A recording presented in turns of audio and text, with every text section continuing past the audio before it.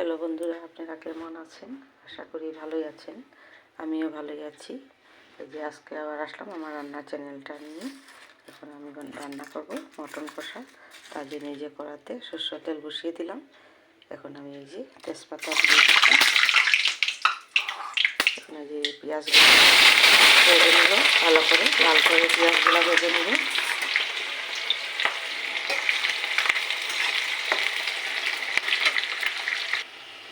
এই যে দেখেন পেঁয়াজটা হালকা লাল হয়ে গেছে। এখন আমি মশলাগুলো ঢেলে দিব। এখন আমি মশলাটা ভালো করে কষিয়ে নিব। এই যে মশলাটা দিয়ে দিলাম। এখানে আমি জিরা, ধনে, হলুদ, কাঁচা লঙ্কা, পেঁয়াজ, রসুন, আদা আর গরম মশলা আর কালার কাশ্মীরি লঙ্কার গুঁড়া আমি সব একসাথে গুঁড়া করে নিয়েছি। আর এখন আমি পরিমাণ মতো নুন দিয়ে দিব।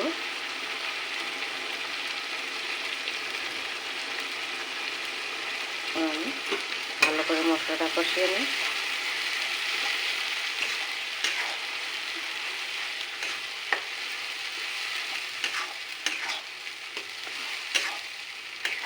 দেখুন মশলাটা কষিয়ে নিব ভালো করে। এই যে দেখেন আমার মশলাটা কষানো হয়ে গেছে।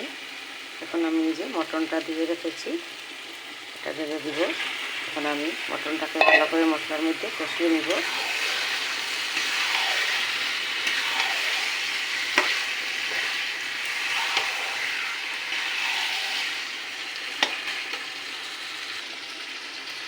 এই যে দেখুন আমার মটনটা কষানো হয়ে যাচ্ছে, আর অল্প সময় কষাবো। এই যে দেখেন আমার মটনটা কষানো হয়ে গেছে। এখন আমি প্রেসার কুকারে ট্রান্সফার করে নেব।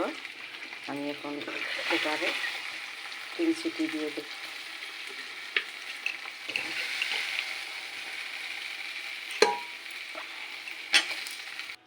এই যে দেখেন সব মটন আমি কুকারে ঢেলে দিয়েছি। এখন আমি আলুও ঢেলে দেব। আলু দিয়ে আমি একসাথে ঝোল ঢেলে দিব। এই যে দেখেন